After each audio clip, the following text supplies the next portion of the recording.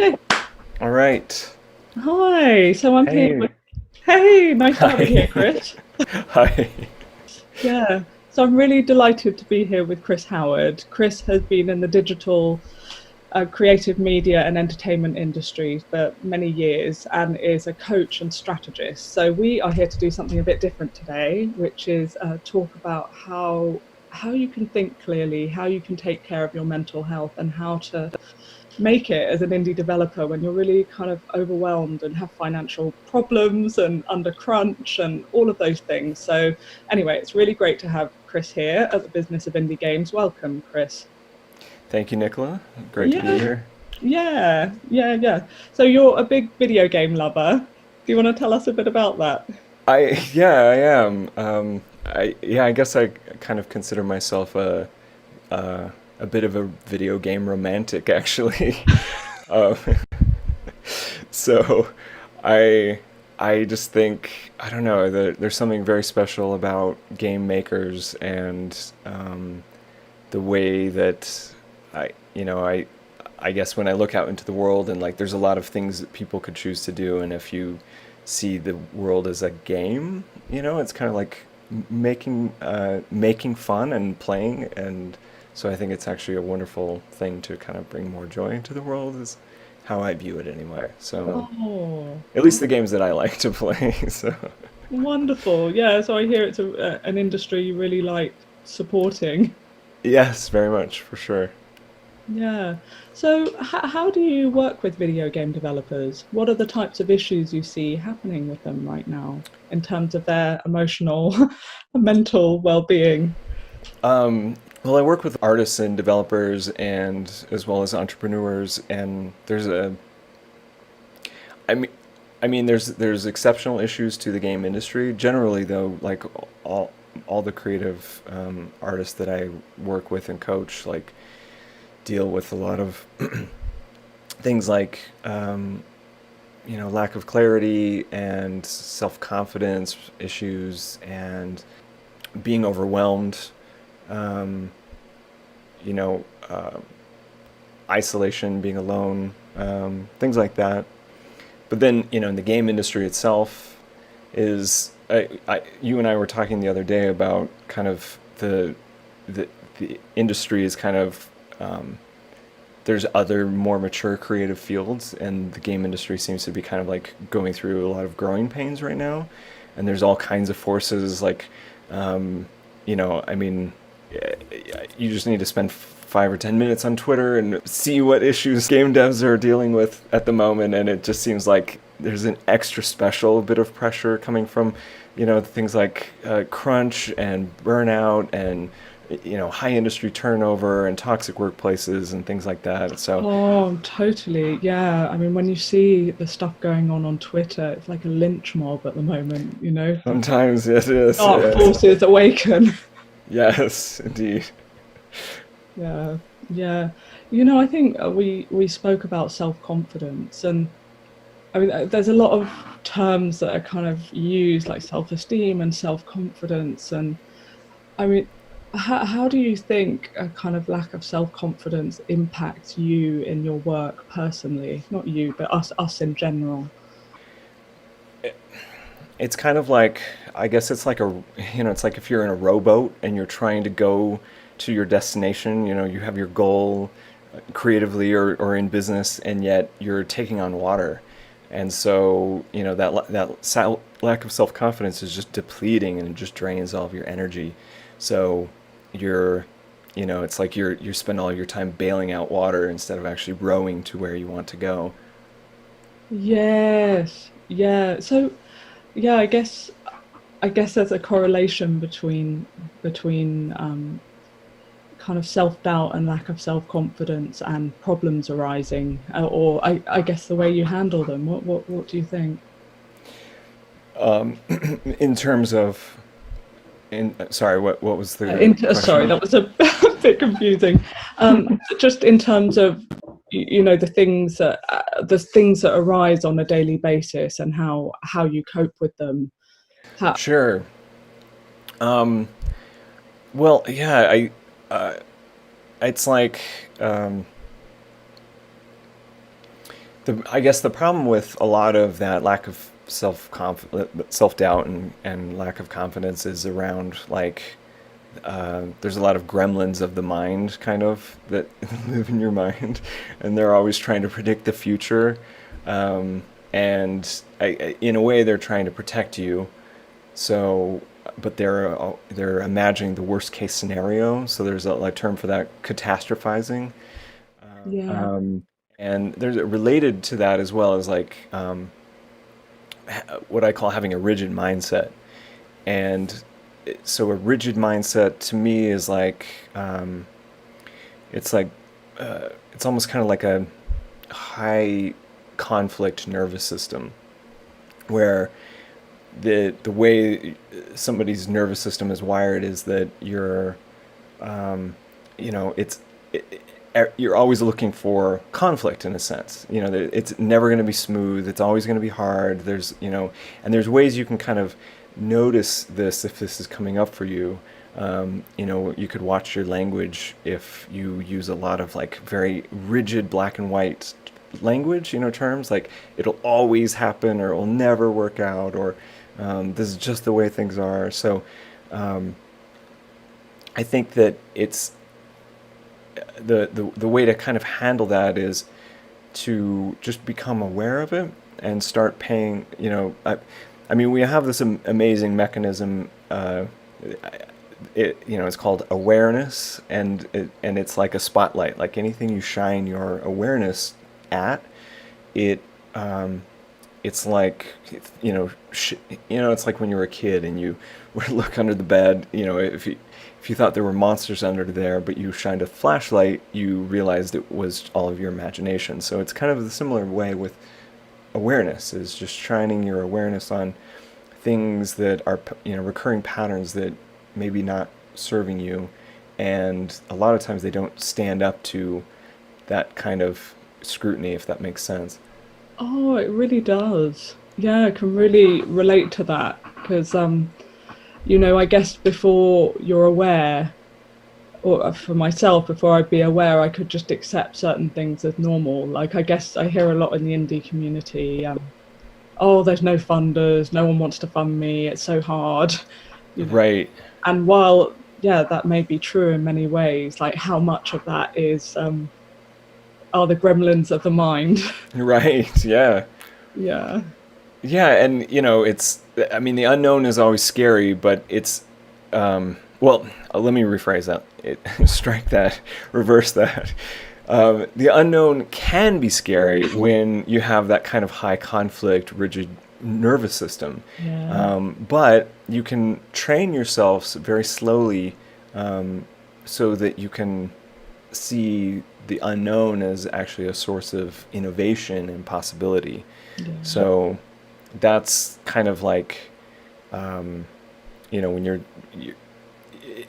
it's a lot about trust. You know, it's like, you know, if you can kind of soothe yourself, there's a lot of tools and techniques for that. And we can even talk about some of those later, but like that can kind of just bring you down, talk you down from the edge and allow that sense of possibility to kind of come back, if that makes sense. Oh, I love it. Yeah. So as opposed to there being a focus on on kind of terror, that could turn into curiosity with the right mindset and with the right kind of self-soothing techniques. Absolutely, yeah.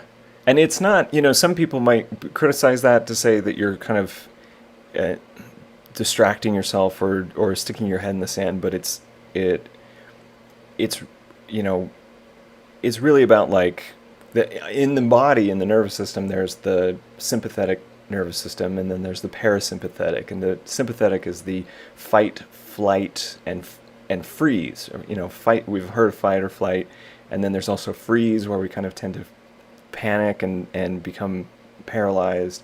So those are all that aspect of our nervous system kind of overreacting, and it's appropriate in certain situations, you know, like in limited doses if there's a tiger or there's a, you know, whatever. Um, but it's when it gets locked, kind of like permanently turned on and it's in overdrive. So a lot of the work that I kind of help my coaching clients do is just to identify those areas in their life where they may have that sort of overreactive, overstimulated nervous system and thinking, that where it kind of manifests itself in obsessive thinking, or kind of unreasonable anxiety, irrational fear, that kind of thing. And then it's almost kind of like, I've heard somebody recently say that like coaching is almost kind of like a personal trainer for the heart, mind, and soul. So it's like you spend the time to kind of, it's like if you were training for a marathon, you wouldn't just run out and run 26 miles or however long a marathon is like overnight. You would severely hurt yourself. But if you slowly begin training and soothing your nervous system so that this is the new normal, if that makes sense. Yeah, it does. And funny, while we're on this topic, I'd love to hear some of the ways that you recommend soothing your nervous system and things that work to kind of, if you're in that overwhelmed mindset, to come back to your body a bit. Yeah. There's one of my favorites. It's a it's very very low tech, but it's just a kind of a word or phrase that I will often. This helps me personally. I use it all the time. Is I just say to myself whenever my brain kind of feeds me something like, "Oh, that's gonna not work out," or "That person doesn't like you," or "This is whatever," and I'll just say, "That's not helpful."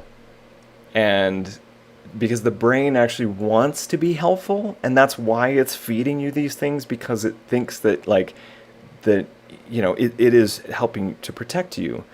But if you just state it kind of very kind of firmly and gently, like that's not helpful, that's not useful, you can say it to yourself or you can say it out loud. But it's really remarkable. It will just kind of turn that voice off, even for just a minute. Like it might just buy you a minute or 5 minutes or an hour, but it's like it gives you that space to breathe.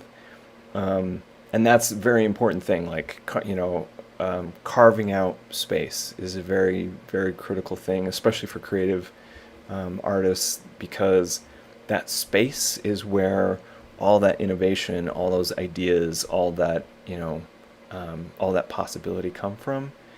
So, like I'm a big advocate of meditation. I think that's a really powerful tool for carving out space. But there's a lot of things, yoga, just being in nature is also very good for carving out that space. So, Yeah, yeah. what do you? I'm curious. Are what kind of tools do you use for creating space? Oh, great. Yeah, I think I walk around the park. I've a really nice. I live in London, so but luckily we've got some nice parks. But I walk around the park and don't take my phone. Nice. And I remember when I used to get really stressed. Sometimes in the middle of the day there'd be no one in the park, and I would just hug a tree, like, Nice. just to feel the grounding. I was like, Yes. I'm more than just my mind. I'm part of the earth and nature. But Hmm. it really, yeah. I mean, that was when I used to get so stressed. But another thing that really works for me is yin yoga or restorative yoga. Hmm. So it's the kind of yoga that is not, it's a kind of sleep yoga. You just kind of do a few very relaxing poses, and at the end, whatever kind of distress I went in with, I just have forgotten about because I'm in a different part of my body. Yeah, indeed. Yeah, Yeah. I So guess you yeah, get these are that all from meditation. absolutely, yeah. Yeah, and I also do Tai Chi as well. But meditation is very, very important for me anyway. But I always try to kind of like invite my clients to try it out if they haven't before. There's a lot of good like apps that do it. There's a one that I usually recommend if somebody's never done it before, is called Headspace. Yeah. And there's an app. So they have an app for it, and then there's kind of an introductory series called Take 10, and it just is take 10 minutes. So if you think you can't make the time or the space to carve out 10 minutes just to be with yourself. I know some people, it can be, if they've never even considered it, it can be kind of terrifying. Um, but again, that's more of the wiring of that rigid mindset, that high conflict nervous system where anything unknown is terrifying. And so really, all we're trying to do is just like dial that down, soothe and tone that reaction so that the unknown actually is no longer scary. Because if your life is stuck, if you have a lot of anxiety, if you have a lot of fear, if your work isn't going well, if your business isn't going well, I guarantee you it's because your nervous system is stuck in a high conflict sort of fight or flight mode. And it just means, like you were saying, like when you were overwhelmed, you went out into the park and it kind of grounded you, and you felt like a totally different person. Mm. So that's what we're trying. That's the aim, is to bring back that. It's like a circulation. It's like the blood flowing back in. When you cut off the circulation, you start feeling numb. You feel tingly. You feel like things just aren't flowing and working. So it's just that's kind of the aim of, I wouldn't say of all of coaching, but it's certainly like it's kind of the baseline. It's because once we get that flowing again, then you can start focusing on the things that you actually want to move forward in, the goals you want to move forward toward. Because otherwise it's almost like you're driving a car and you have your foot on the gas and your hand is on the brake, on the emergency brake. And so it's not it's not very productive. Well, I'm really glad we're spending time on this because it really, I mean, what I've really taken from it is that, it really is possible to get into a different space, a state of mind. But I guess, if we're living a life that is just like trauma and crisis and drama and stress, it's not really going to be possible to have enough emotional resilience to make good decisions and trust yourself really. Right, yeah. Yeah, and in that way you're always reacting to life instead of instigating life and leading it in a way. And if you're always reacting to life, then it's it's just depleting. It's just completely drains you 100%, and you have nothing left to give. So it's like squeezing, blood from a rock kind of. Yeah, yeah. And also I think it just made me think that, we start from the premise that everything is okay and there's a solution for everything.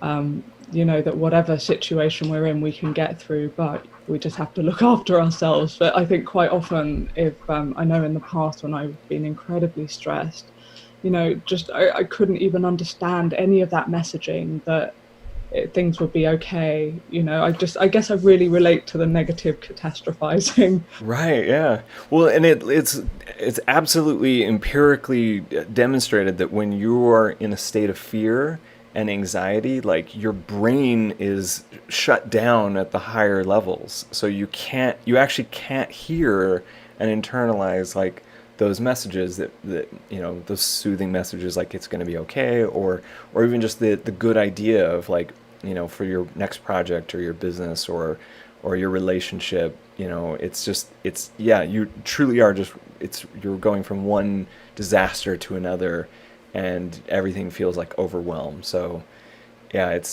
honestly, it's really no way to live life, I guess. It's like, because there's, like you said, there is so much more possibility out there. So Yeah, yeah. And I guess I feel like we're really drilling into this topic, but it's a good one. yeah. Well, it's all connected too. I mean, it's funny because like it shows up in all these different facets, but it really comes down to that very simple thing like, are you in fear, or are you expressing yourself fully? So, Yeah, I guess too, like problem solving, uh, getting good at problem solving and finding ways of managing problems. But if we're in distress, it's like, how are we going to get creative with problem solving and moving forward and coming up with good ideas, exactly as you've said. right, yeah.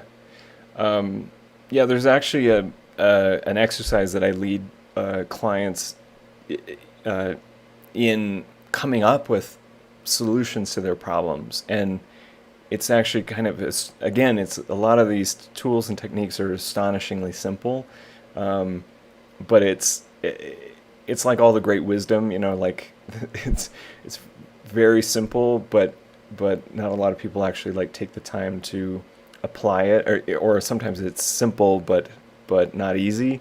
Um, but this is very simple in that if you're have if you think of something that you want to make progress in your life, Hmm. um, and you've all of your thinking you spend around it is not necessarily the thing you want to do, but it's all of the things how it won't work. So that's not what this exercise is. It's sitting down and just thinking for 5 minutes or 10 minutes, and think about all the things that you want to go right, that you want to go well, that you would like to have happen. So it could be a thing, maybe it's a project, maybe it's a event, maybe it's whatever. And just think of all the things that would be nice to have. I often call this the, like, we'll play the wouldn't it be nice if game with my clients. So wouldn't it be nice if this thing happened and then that happened and this went well and these people saw it and they liked it and whatever.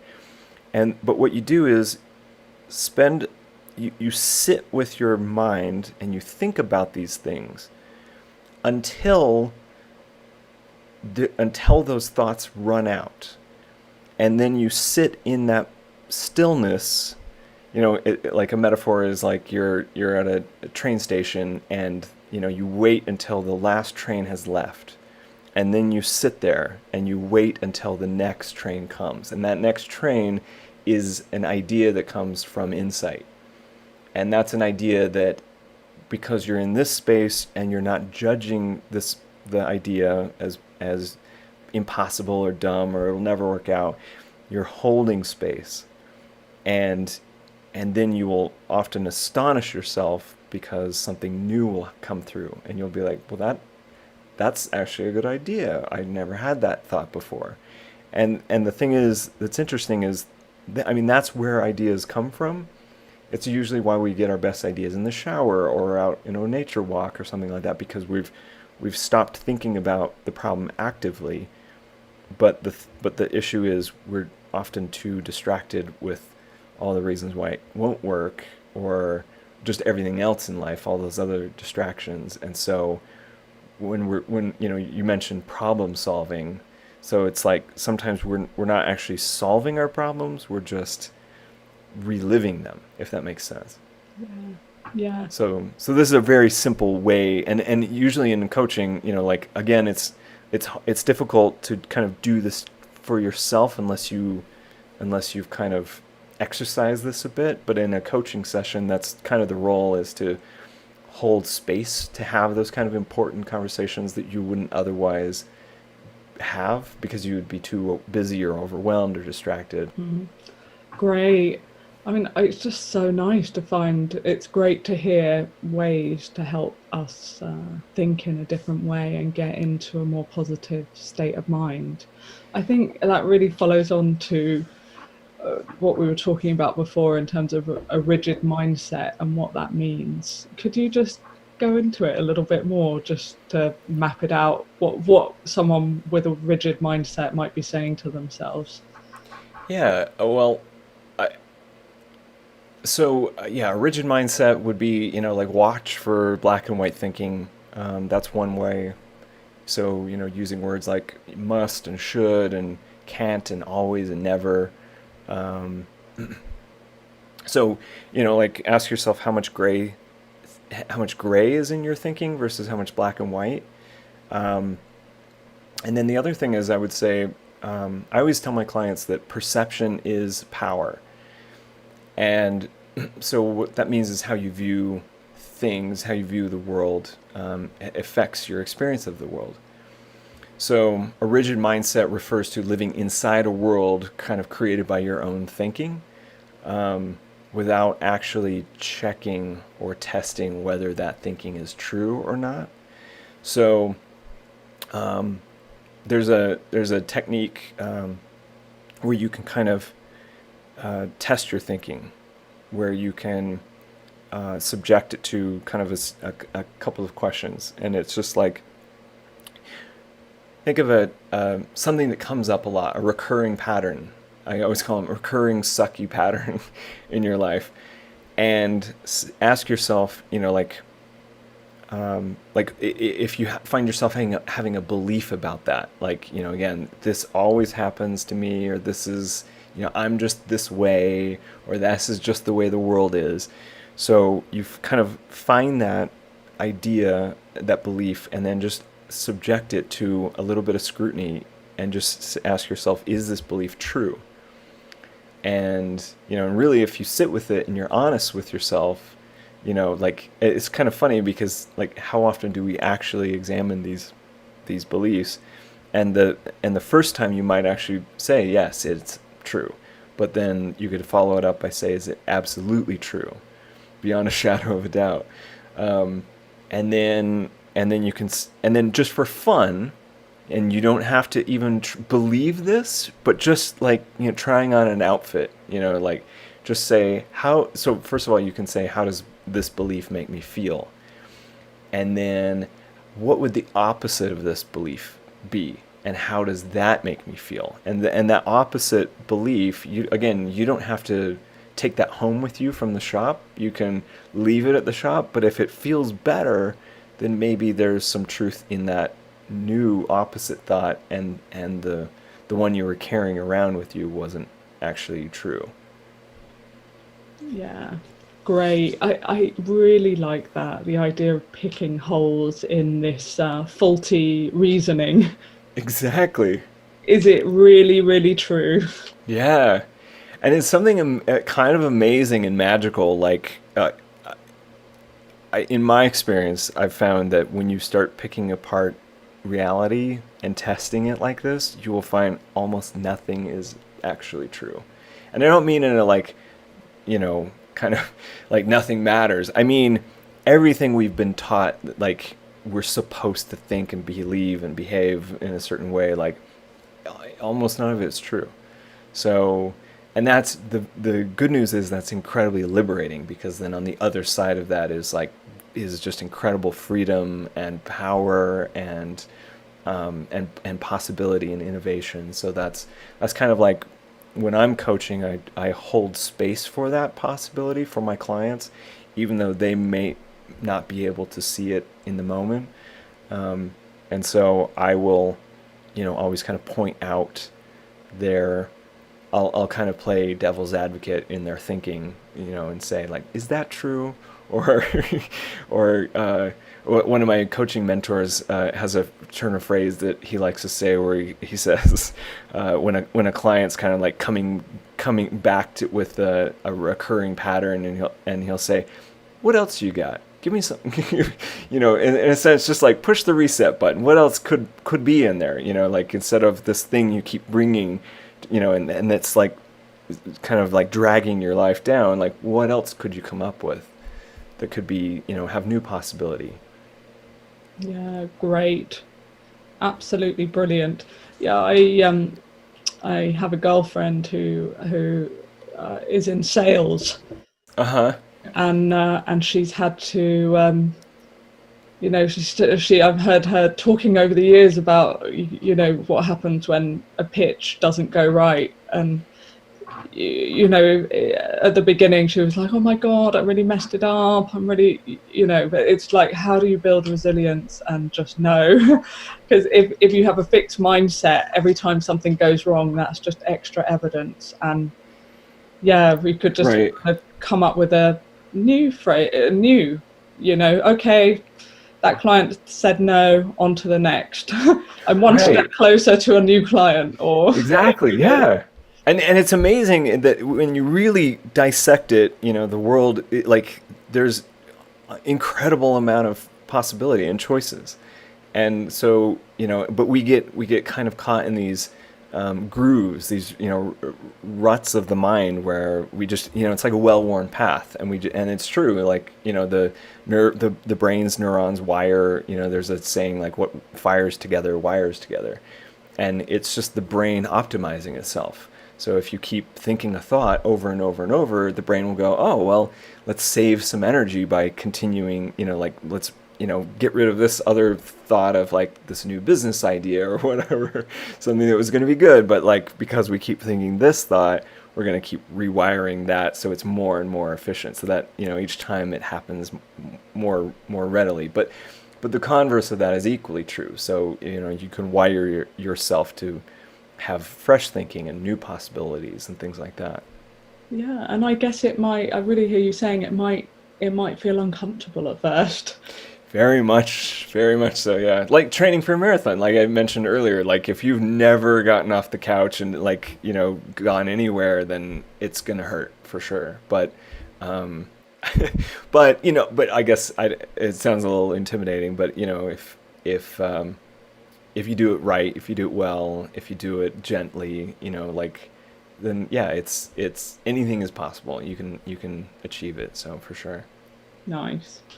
Nice. Well, another thing that Hmm. is really big that I know that comes up for a lot of us is, what do we do when we make mistakes? Because that is one area. If I make a mistake, I absolutely annihilate myself.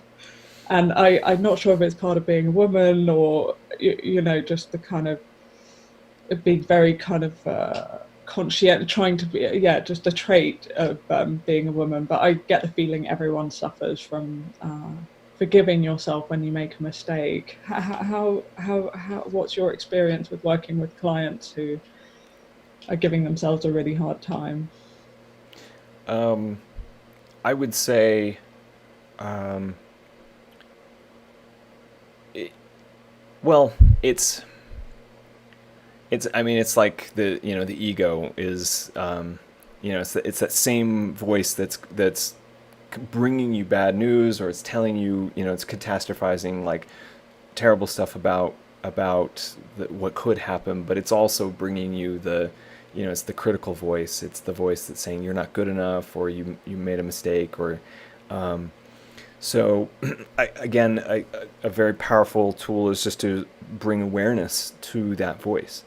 Um, Recognize that it's not who you really are. It's not your true self, and it's it's in a sense it's like living with a bully. So if you just put up with it, then you'll just kind of start to accept that as normal. But if you start testing it or pushing back against it, if you give them no place to go by just owning and accepting what they're criticizing you over, then that takes all the fun out of it. And it's the same mechanism with your mind too. So if you hear yourself say like, "Oh, you screwed up. You're worthless. You're no good," you can say like, "You know what? I did screw up, and it's okay. I can screw up from time to time. Everyone screws up. It's not a big deal. I'm not perfect, and I'm not trying to be perfect." And it's kind of like, again, if you shine your light of awareness on that, and it just kind of it dissolves over time. Um, so I would say give it some time, and also just practice kind of loving yourself and soothing, self-soothing. I always kind of just try to imagine. I try to personally like just become friends with myself in a like how would a really good friend talk to you about that situation. Um, so if you imagine you have a group of friends and one of them is kind of a bit of an asshole and is always criticizing you over whatever, and you have the other friend that's like, it's okay, don't listen to him, he's a jerk, you know, then I would say just try to listen to that voice more often, and kind of feed yourself those like supportive, nurturing thoughts and ideas, even if it doesn't feel natural initially. But you'll find over time you'll actually start to become good friends with yourself. It's kind of a magical thing. So I guess that's what I would tell my clients. But I would also, just like, again, whatever those recurring patterns are, there there are a number of tools, like, I mean, several of the things we already talked about. Like you can challenge that thinking. You can look for ways, like you mentioned with your friend, the who's the salesperson. Like, what's something new? How can you spin that around? So it's like, I mean, like, for example, anything can be, even if it feels like, yes, I screwed up. Yes, this is true. Anything, you can find a new way to spin it. You could say, like, actually, like, I'm getting really good at putting myself out there despite the fact that I made this big screw up. You can embrace it. You could say, like, I know somebody who, I'm on their email newsletter, and they have a little footer at the bottom of the newsletter that says, like, this newsletter 100% guaranteed to contain at least one typo or glaring grammatical error or something like that. It's like, brilliant. Yeah, why not just own that instead of, like, just like beating yourself up over, like, it has to be perfect, it has to be perfect. Yeah. So This feels like a really good segue into the topic of kind of trolling and how developers can deal. I think the topic of bullying, from the internal bully to someone else who's just being, just watching what goes on Twitter on a regular basis, social media, just so brutal. I mean, how would you work with someone who was kind of being assaulted online? that's a very good question. Yeah, I mean, without naming names, but like, just even obviously in the last couple of months, there have been an unbelievable number of cases of, all kind of just very different types of bullying, and I wouldn't, I would kind of walk a little carefully. I I think there's probably some general advice that's applicable in a lot of cases, but I would also say it would apply specifically to, what's actually going on. And, but I guess, kind of what we were just talking about, like, there's, there's a, to kind of synthesize it all, there's a way where we're reacting, and, and obviously we don't want it to be happening. Like, if we were on the receiving end of some, like, internet hate or whatever. I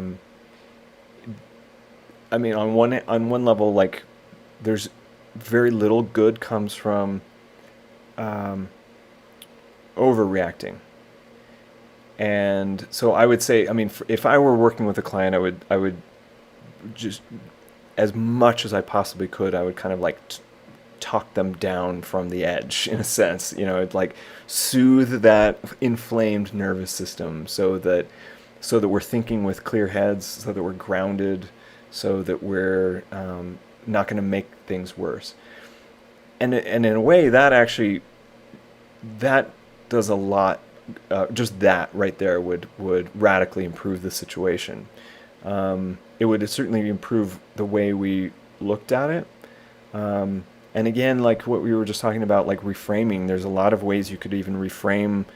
I know a lot of successful people talk about, like, at a certain point you reach, you're out there doing things and making things, and you become more visible, and just it's almost like comes with the territory. that like once you reach a certain point, like the haters just come out of the woodwork, and you could almost say like you could reframe it so it's actually a good thing. Like people tend to tear other people down that are doing awesome stuff and making cool things. And in a way, they're really just kind of projecting their own fear and inadequacy, and like they may want to do what you're doing, but they are petrified to do that, and so it's way easier for them to tear you down, and then instead of like go and make something. And so I would say if I were working with somebody, I would just celebrate their courage and their brilliance and their power, and then and reframe it so that it it's more manageable, and then get into specifics, whatever the situation is really needed to break through it so it wasn't an issue anymore. But yeah, I would say it's a little bit too hairy to really kind of unpack that, but I do have some more thoughts about that. But yeah, maybe I'll save that for a blog post or an online course or something.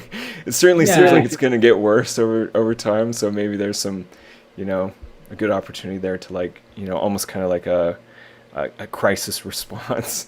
I actually have had that thought recently. Like,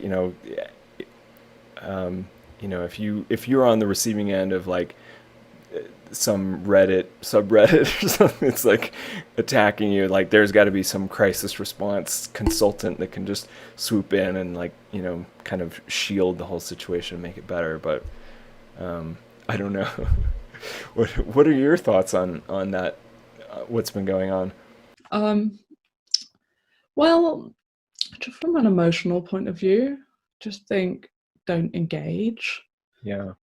Just don't engage, because I think, I mean, I know every situation is different, but I just think kind of getting into defending yourself, kind of maybe an initial statement, and then just don't feed the fire. But Yeah.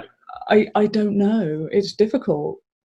It's Yeah. really difficult. It's pretty brutal. But I mean, I think, if you kind of are reading your Twitter feed and there's just a barrage of offensive language, I just think, why bother reading it? This is like, who behaves like this? This is not decent behavior. So, do I really want to listen to people that I don't respect engaging Right. in aggressive, abusive behavior? No, quite Right. frankly, why bother? Right. Yeah. Yeah. I don't listen to. I would say don't listen to criticism from somebody that you don't respect, and you don't and they don't respect you. I mean, there's no value in it. I know it's easier to say that than not, but yeah, there's definitely a way to reframe it in a way that I guess if on one hand, if you just know that this comes with the territory and it shows you're doing something in the world that's worth doing, that it definitely takes courage to keep putting yourself out there. But if you do, even some of the things we've already talked about, like you can actually kind of train yourself and rewire yourself to, I mean, fearless is kind of a term you could say. It's you kind of transcend it in a sense. You don't. It falls off your radar.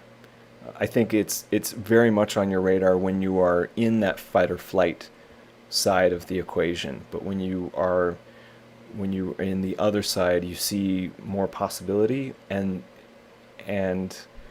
yeah, it doesn't stick out as much, or you can kind of like slide over it a little bit more easily. I've seen that many times before and experienced it as well. So it's kind of hard to describe, but it's once you're there, it's like it's good. It's a good place to be. So I don't know if that was too vague or not, but No, it's great. Yeah, because you're right. It's like when you're in your right state of mind, you'd be able to look at that and say, maybe even feel some empathy for the people who are kind of attacking you, or Yes, absolutely. yeah, sure. I mean, if you've made a mistake and you need to own it, that's fine. But that's it. You don't need to be raked over the coals for. It's just anyway. It's not my way of behaving. So I Right. guess I kind of think, well, are they someone I'd want to be friends with? No. Right. Like, do I really? Yeah. Yeah. Yeah. Well, look, that brings me on to the topic of how, I mean, we are in an unprecedented time of digital distraction. Plus, for game developers, they are working at their desks and have a lot on their plate, especially indie developers who might be underfunded, and it's just total digital overload. How can you kind of start to kind of claw back some of your sanity when you're in digital overwhelm? Um, well, I would say, um, you know, kind of what we were talking about earlier. Like, I would get them to begin carving out space, more space in their life. Um, and I mean, it could be like things we already mentioned, like meditation or going for walks in nature. But I also mean like doing things without an agenda and not rushing all the time. Like again, it's when we are rushing and reacting, and like if every time you get a you know something on your Twitter feed, or you get your phone dings. It's like if you react to that every time, you're actually training yourself in a way, you're wiring your brain in a way that you don't want to be wired. So it's like what we were mentioning earlier of like, just reacting to life instead of creating and instigating it. So I would say just, try not to do that if you can. Do it, a little bit, like carve out an hour. I would, one of the best things anybody could possibly do for their mental well-being is just don't do phone or email or social media first thing in the morning. Like just, make a commitment to yourself. Like, if it means keep your phone off at night or put it in the other room or something, just like, so whatever you do, like shape the path so that your environment is, it's like there's kind of uh, advice out there, like if you want to start running more, like put your running shoes on, or put it at the foot of your bed so that you have to like trip over them when you get out of bed. So do those things when you're kind of in the right state of mind, so that when you wake up first thing, and this is especially crucial for any kind of artist. Like if you're an artist, your innovation, your fresh thinking, like that's the difference. That's the thing that makes a difference in your work. And if you are consuming other people's ideas, other people's agendas, I mean, we all know that social media is just toxic cesspool that's been engineered by these Silicon Valley companies to like literally addict us to like the most inflammatory, the most like hateful messages. So why would we want to become sort of like a victim to that? Why would we want to become addicted to that? That just doesn't make any sense. So I would say definitely just do like an hour a day. First thing, do your thing, whatever it is. I mean, it could be, just meditate, read, listen to music, um, you know, whatever. Just take that time for yourself and make work. Actually work on projects. Like that's I do that for myself, and I just find it so amazing. Like, if I can just close the email for an hour and then just go work on whatever project that I'm interested in at that moment, and I can just tell myself like I'll pick up email, in an hour. It's fine. It's not the end of the world. Yeah, so that's just kind of like just begin carving out that space in your life, and just practice being, if that makes sense. Like, Yeah. it's hard for a lot of people, like, just to like, for example, just sit in a, go in a room, sit down, and just be, like without. But there's again something very magical that can happen, like if you're just looking off into space and you're just with yourself and with your thoughts, and then something new can come through that wouldn't have come through if you were on Twitter. Absolutely, absolutely. So I really hear like being able to kind of just get everything out of your mind and focus on one thing at a time. Have periods of time that you are not kind of glued to a screen, and having time for yourself is just, going to help a lot. Yeah, absolutely. I Um, oh, go. go ahead.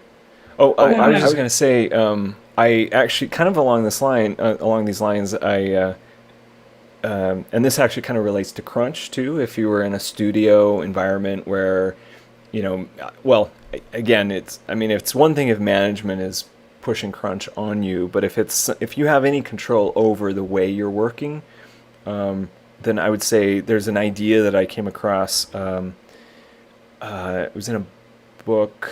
It was like how to make change, or how to change things when change is hard, kind of thing. But there was an anecdote in there where they talked about, like like in air travel, like pilots have what they call a sterile cockpit, meaning below 10,000 feet. Like if they're on anywhere from on the tarmac getting ready to take off, or they're climbing up to 10,000 feet, or they're getting ready to land below 10,000 feet, there's an absolute rule that says you cannot talk in the cockpit about anything not related to flying the plane. So you can't talk to the co-pilot about his kid's soccer tournament or something like that. So the idea that kind of relates to this idea of like carving out time to not be overwhelmed, and crunch is almost like a perfect. It's almost like the perfect example of the disease of being overwhelmed. It's like you've not managed your time well, or whatever. I mean, there's a million reasons for it, but so the idea is that like if you were to set aside some time, so if you have any kind of control over the way your studio is running, like maybe it's Monday, Wednesday, and Friday mornings from 9 to 11 or whatever, whatever feels good for you. But like if you had a rule and you said this time no conversation that's like that doesn't relate to the project at hand. And there's evidence that shows like when you switch tasks, you switch contexts, and that context switching like just kills your productivity, because you have to like wind that down, and it's still kind of spinning in your brain, and then you have to wind up the next project or the next task. And so like if you could just sit down and focus for like 2 hours, and you did that a couple times a week, like imagine how much more productive you could be. And maybe that would help, so you wouldn't have to be crunching at the last minute to get that project out the door. So just thought I'd throw that out there, as a seemed kind of related to what we were talking about. Got it, got it. I think there's a book, not that I've read it, but it's something like deep thinking, deep slow thinking. It's like Yes, yeah, yeah. you need to be able to go into hyper focus to get things done. Right, yeah. And so yeah, that kind of ties back to what we were just saying, is like if you can train yourself to be able to switch on to deep thinking when you need it, then that's an amazing gift. That's a gift to yourself, So I would just say, kind of to what we were saying earlier, like if you even suspect that you might be kind of addicted to social media, or that it's destroying your life, or that you don't even have a sense of yourself. Like we talked about at the very beginning, like, one of the kind of recurring pattern I see with a lot of artists and creatives that I coach is that lack of clarity. And so they don't know, well, where should I go, or what should I do, or should I apply for this grant, or should I get a job here, or should I go solo, or whatever. And so if that's almost a classic telltale sign of somebody who's not carving out enough space for their own insight in their own, their to listen to their heart and mind and like, well, where do we want to go? What do we want to do? So yeah, if you, like I said, if you can even suspect you might be kind of at the mercy of some Silicon Valley social media company that's like kind of polluting your mind and it's affecting your life, then start by carving out a little bit of time to yourself and try, see how you can expand it, like just take a like an old fashioned book and just go out into the, go into a park and read it without your phone, like, so that you can at least experience what it is like to be immersed in something that, and not always be distracted all the time, because it just doesn't wire you in a way you want to be wired. Yeah, great. And then I think I just wanted to come back to problem solving. And Hmm. I know for me, sometimes I might not be feeling good, and I don't know why, but there's normally something going on, and it takes me a while to kind of work through, because I've got multiple things going on in my head, and then it's hard to identify what the one that is actually stressing me out, because there might be two or three. And how, or just say I've got something that I don't have the immediate solution for, that I Mm-hmm. will find really, really stressful. And I think just putting myself in the kind of imagining that I'm an indie dev, money is running out, or I'm trying to finish a game with not enough resources. I'm really stressed out. I've hit technical problems, and or I'm having issues with an investor, or whatever it is. The person that I paid to do some work hasn't done it, and they still want to charge me. All Right. these issues. I mean, how do you? What are some good ways to kind of work on problem solving? And I know that we talked about it from an emotional point of view. Right. What do you think about? Anyway, any other ideas you have? Um, well, yeah, it's like yeah, I can totally relate. I mean, I've been what you described. I've totally been there. I mean, I think we all experience it at some point. I think it's there may not be like too many quick fixes for that, but it's more about like what I would say is that sounds like a symptom of somebody who lacks vision. So, and this might be helpful for people listening, is like what you just said, Nicola. If you're listening to this and you can relate to what Nicola just said, then I would say like maybe sit down. You could go back and listen to this later when you have some time, and ask yourself the following questions, and don't rush it. Like and answer honestly. And you might not have even considered these things before, but like ask yourself, what is the vision? What is your vision for life? So, like for example, describe a life well lived. And then you can you could kind of do that in other areas too. So it could be like, what is the vision for your relationships? So what kind of friend, what kind of colleague, what kind of lover do you want to be?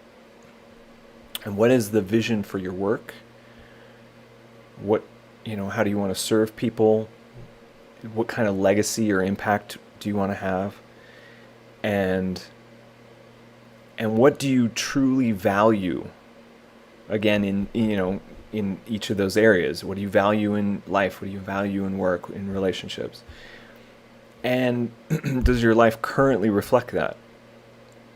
So are you making those values a priority? And if not, why not? And what could you do to change that?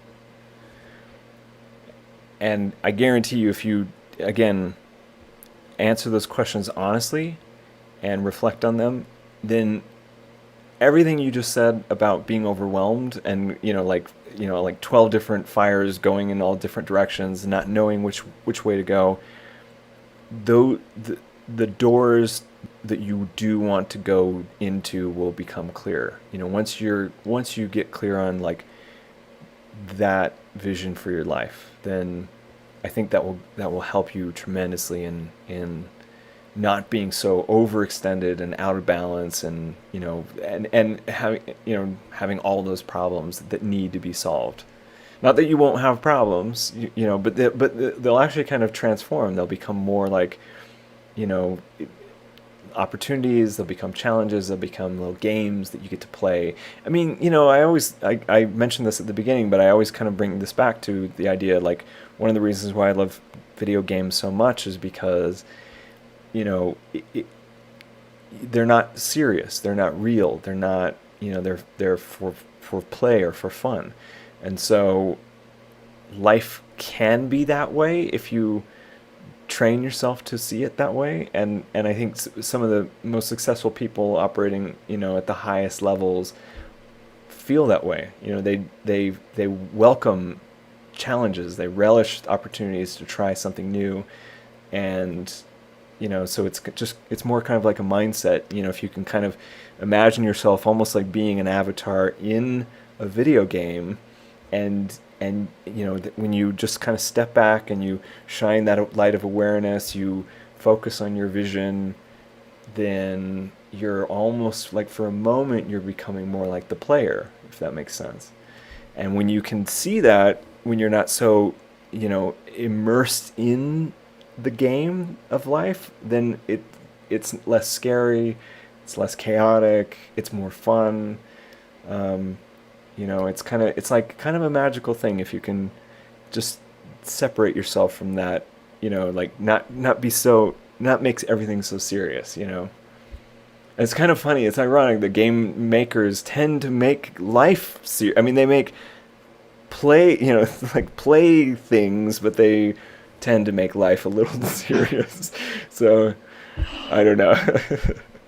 I get it. I really get it. So it's like lighten up, but also like take a step, rise above it and kind of say, okay, this is challenging and this is a bit difficult.